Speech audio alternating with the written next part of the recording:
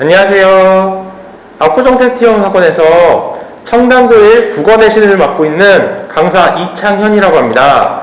자, 저는 대치동과 압구정에서 내신과 수능 수업을 맡아서 진행하고 있는데요. 오늘 설명해서 말씀드릴 내용은 크게 세 가지로, 첫 번째, 중등국어와 고등국어의 차이점을 설명드리려고 하고요. 두 번째, 어머님들이 제일 궁금해하실 청담고1 내신의 특징에 대해서 설명드리려고 합니다. 그리고 세 번째, 제가 청담고1 내신을 맡아서 하는 강의가 어떤 특징, 어떤 내용으로 진행되는지를 설명드리려고 합니다. 자, 첫 번째로 중등국어와 고등국어의 차이점을 말씀드리려고 하는데요. 가장 이것도 많이 들으셨을 거예요. 저는 크게 세 가지 정도의 특징, 차이점이라고 보는데요. 첫 번째, 절대적 양의 차이가 굉장히 많은 차이를 보여줍니다. 자, 중등국어에서는 교과서 위주의 내용만 습득하면 됐어요. 내신에서는 교과서 내용만 나왔기 때문에. 그렇지만은 고등학교 국어에서는 교과서 내용으로만 시험을 진행하지 않습니다. 교과서 내용은 물론이고 교과서 외 지문까지 사용을 해요. 그런데 여기서 교과서 외 지문이 굉장히 많은 양을 사용하기 때문에 중학교에서 고등학교 차이 정도는 적게는 3배, 많게는 5배 정도의 지문 양을 보인다고 보시면 될 것 같아요. 그래서 아이들이 맨 처음 공부를 시작할 때, 즉 고1 중간고사, 1학기 중간고사 내신을 봤을 때 많은 양의 처음에 굉장히 힘들어하고 당황스러워하는 모습들을 많이 봤습니다. 두 번째, 암기 위주에서 이해 적용 위주의 문제로 구성된다고 하는 점. 이게 가장 큰 특징 중에 하나인데요. 암기 위주라고 했던 것들은 중학교 때는 절대평가이기 때문에 가장 간단하고 가장 중요한 내용만 언급해주면 돼요. 그래서 그 언급을 바탕으로 내신에서 암기를 한 다음에 시험을 보면은 어느 정도 점수가 나왔습니다. 하지만은 고등국어는 절대평가가 아닌 상대평가이기도 하고요. 그 다음에 그렇기 때문에 너무 쉬운 문제를 낼 수가 없어요. 그래서 내용뿐만 아니라 이 내용이 왜 이런 해석을 해야 되냐, 아니면 왜 이런 내용으로 우리는 봐야 하는가, 그 이유까지 알아야 되는 것들, 그리고 다른 시와 내가 공부한 시가 어떻게 다른지, 어떻게 같은지 그런 특징들을 알아야지만 문제를 풀 수 있게 구성되어 있어요. 세 번째, 다양한 해석, 주관적 해석을 이야기하는데요. 이거는 뭐냐면은 모두가 이거는 이거다라고 공감하는 것들이 이거는 이거다라고 하는 이유들을 조금씩 다르게 볼 수 있게 돼요. 이건 학교 선생님마다 중요하게 생각하는 포인트가 다르시기 때문에 그런데요. 이거는 특히 고1, 고2 내신에서 많이 나오게 되는 모습이에요. 이유는 이러한 다양한 해석, 주관적 해석이라고 하는 거는 문학 작품은 어느 정도 가능한 부분이에요. 근데 고1과 고2 내신에서는 문학 부분들이 많은 비중을 차지하기 있기 때문에 이런 것들을 잘 대비하게 돼야 돼요. 자, 중등국어와 고등국어의 차이가 첫 번째, 절대 양의 차이, 암기 위주에서 이해 적용, 다양한 해석에서 주관적 해석으로 갔는데요. 그러면 청담고 내신에서는 어떻게 그런 것들이 반영되는지 보여드릴게요. 자, 첫 번째, 청담고 내신 특징, 교과서는 미래를 쓰고 있고요. 객관식 30문제, 서술형 2문제 정도가 작년에 출제됐다고 보시면 될 것 같습니다. 그리고 서술형은 100점이 10점이고요. 이런 객관식 30문제는, 그리고 서술형 2문제, 총 32문제는 적은 문제수가 아니라고 보시면 될 것 같습니다. 그래서 내용을 미리 준비해서 풀어야지 이 시험장 가서 나는 내용을 읽고서 처음 보는 거를 해석해서 풀 거야? 그건 거의 불가능한 정도의 시간이라고 보시면 될 것 같아요. 그리고 시험 범위 같은 경우는 작년 기준으로 문학, 그 다음에 문법, 독서 이 세 가지 영역이 나왔는데요. 세 가지 영역 중에 독서 부분에 밑줄 쳐 있는 거 보이시죠? 이거는 자 뒤에 거 보시면 아시겠지만은 2021년에서만 독서가 나왔어요. 2020년 또는 그 작년 2019년 시험에서는 독서 부분은 출제되지 않았습니다. 현대시와 현대소설, 그 다음에 문법 부분들이 출제가 되었고요. 2021년에서는 독서, 현대시, 현대소설, 문법 모두 총 4가지 영역이 출제됐다고 보시면 될 것 같아요. 그리고 또 다른 특징으로 보실 수 있는 거는 고점 비중이 현대시, 현대소설에서 독서와 문법 영역으로 변화됐다고 하는 것들이 주요한 특징이라고 보시면 될 것 같아요.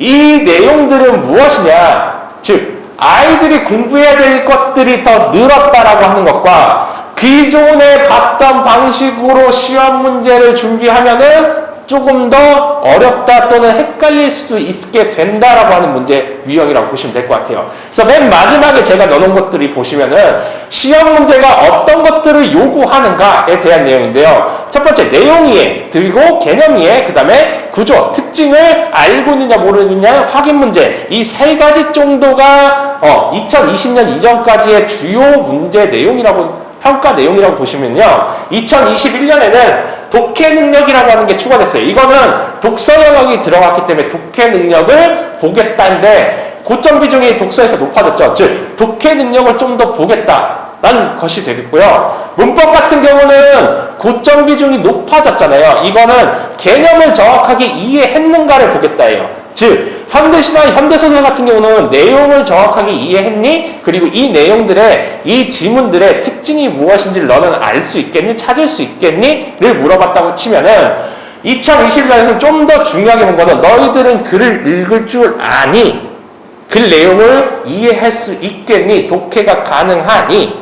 라고 하는 것과 문법에서 요구하는 개념이라고 하는 걸 너희들은 얼마나 정확하고 자세하게 이해하고 있니? 그래서 그걸 바탕으로 너희들은 문제를 풀 수 있겠니?를 물어봅니다. 자, 좀 더 자세히 말씀드려서 첫 번째 보시면요. 이거는 기출인데요. 첫 번째는 문법이에요. 문법 보시면은 하나를 통해서 이거는 이거 정확한 개념을 통해서 이거는 이거는 이거다까지 해서 이 세 가지 개념들을 가지고서 하나를 뽑아내야 돼요.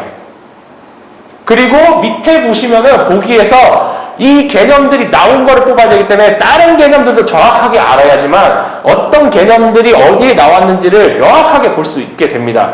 자, 이런 식으로 문제가 나왔는데요. 이런 문제들은 아이들에게도 쉽지 않아요. 왜? 모두 고르시와 똑같은 문제이기 때문에 정확하게 문법 개념을 이해하지 못하면은 이런 문제 풀기가 굉장히 어렵게 됩니다. 두 번째 보시면은 이건 독서에 관련된 영역 문제인데요. 윗글의 내용과 일치하지 않은 것. 이거는 그 전에 청담고에서는 많이 사용되지 않았던 문제인데요. 여기서 이 부분을 나오면서 이 부분의 배점을 높이면서 너희들이 내용을 정확하게 알고 있니? 즉 독해가 제대로 되는 아이들이니를 물어보는 문제가 추가됐다고 보시면 될 것 같습니다. 또 세 번째 보시면 이건 일단 일반적으로 2020년, 2019년 또는 2021년까지 일반적으로 많이 나왔던 문제인데요. 공통점으로 적정한 것은 즉 어떠한 특징들을 각각 가지고 있는지를 너희들은 찾을 수 있니? 를 물어보는 것과 모두 찾으시와 같이 내용적인 것들, 그 다음에 구조적 또는 특징적인 것까지 모두 확인할 수 있는지, 모두 찾을 수 있는지를 물어보는 문제 유형이에요. 그래서 다시 말씀드리지만은 내용 이해와 개념 이해가 완벽하게 돼야 되고요. 그 다음에 내용 이해를 바탕으로 구조들을 확인할 수 있는지, 내가 그 어느 부분이 어떠한 특징들을 지니고 있는지를 찾을 수 있냐 없냐를 물어보는 문제들이 다수 출제됐고요. 그 다음에 독서 영역이 추가되면서 독해 능력도 물어보는 문제들이 나오기 시작했다고 보시면 될 것 같습니다. 그래서 제가 하는 강의는 내신 강의는 보통 6주 강의랑 1주 직보를 통해서 총 7주 수업을 진행하게 되고요. 지금 보시면 아시겠지만은 내용들이 상당히 많아요. 그래서 교과서, 자습서, 교과서의 지문까지 모두 하나로 만드는 작업을 통한 자체 교재를 사용하고 있습니다. 자, 그리고 또 하나 가장 큰 특징 중에 하나는 제 과제인데요. 과제가 4단계로 이렇게 구성되어 있어요. 매일매일 해야 될 분량이 진행되고 있고요. 그 다음에 첫 번째, 이거는 이 부분 첫 번째, 두 번째, 세 번째, 네 번째로 각각의 숙제가 진행되는 방향입니다. 첫 번째는 내용 이해를 제대로 했는지 안 했는지를 물어보는 문제를 제시하고요. 두 번째로는 사용 개념, 즉 여기 이 지문에서 내용을 이해했다 치면은 어떤 개념들이 어디서 사용되는지를 확인할 수 있는 문제를 제공해서 아까 처음에 나왔던 특징, 구조를 확인할 수 있는 문제, 그리고 내용 이해에 관련된 부분을 먼저 준비하게 만듭니다. 그래서 이 부분이 어느 정도 준비가 됐다고 했을 때 유형 문제라고 하는 것은 자, 이러한 내용들 또는 이런 특징들이 어떤 식으로 문제로 나오게 되는지를 확인할 수 있게 하여서 이제 이 내용 이해 지식들, 내용 지식들을 가지고 문제에 어떻게 적용하는지에 대한 이야기로 진행을 시켜요. 그리고 나서 유형 문제를 어느 정도 수준까지 확인했다 또는 어느 정도 수준까지 풀이가 가능해졌다 했을 때 비로소 첨단고 내신에서 보통 많이 쓰는 문제 유형으로 다시 바꿔서 변형 문제, 즉 마지막 부분에서 변형 문제를 제시해서 아이들이 이제 첨단고 내신에 조금 더 익숙해질 수 있게끔, 그래서 문제를 받았을 때 조금 더 여유 있게 풀 수 있게끔 이런 식으로 4단계로 진행된다고 보시면 될 것 같고요. 제 강의의 특징은 기본적으로 어떻게 나는 읽어야 될 것인가를 먼저 생각할 수 있게 하는 근원적 해석 능력을 기르는 것을 제일 우선으로 해요. 그래서 읽기를 했을 때, 자, 독서를 했을 때 나는 무엇을 해야 돼? 시를 봤을 때 나는 무엇을 해야 돼? 이런 것들을 정할 수 있게끔 제시를 하고 있습니다. 두 번째로는 지문 내 근거를 바탕으로 한 지문 독해 이해력 상승이라고 적어놨는데요. 이거는 뭐냐면요, 지문마다 각각 중요한 이유들이 있어요.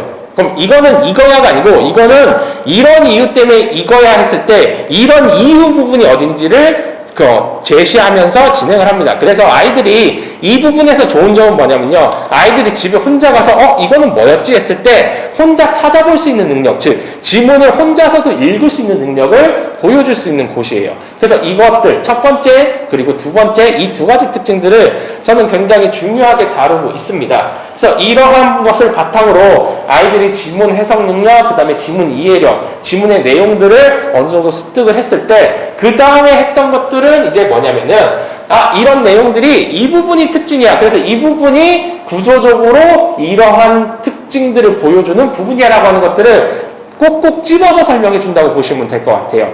그래서 학생들이 첨단고 내신을 준비할 때 구조 문제들 어렵게 나올 수 있는데 그 부분들이 개념은 이거였고 이런 개념이 사용된 건 여기였어 라고 하는 것들을 알 수 있게끔 진행하는 수업을 하고 있습니다.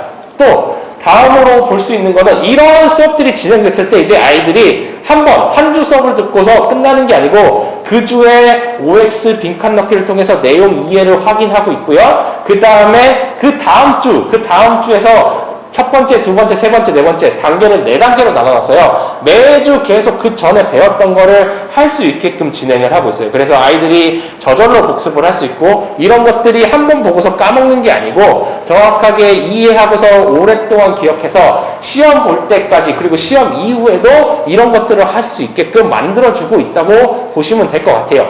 또 저는 제가 과제를 주고서 제가 직접 피드백을 해줘요. 그래서 빨간 펜으로 너가 여기서는 어떤 이해도가 부족하고 어떤 걸 해야 된다 또는 개념적인 것들이 부족했을 때 이 부분이 이거고 이런 것들을 첨삭을 하고 있고요. 24시간 칼독 질의 응답을 받음으로써 아이들이 그때그때 궁금할 때 나중에 물어볼 땐 까먹을 수도 있잖아요. 그래서 그때그때 궁금할 때 저는 그때그때 답변을 해주기 위해서 카톡 질의 응답을 받고 있습니다. 그래서 저희 강의들은 첨단고 내신에 조금 익숙하게끔 만들어주는 거, 그리고 아이들이 궁극적으로는 내용을 정확하게 이해하고 혼자서도 잘할 수 있게끔 집에 가서 수업을 듣고 나서 모든 게 끝나는 게 아니고 집에 가서도 그 내용을 상기시킬 수 있게끔 진행하고 있고요.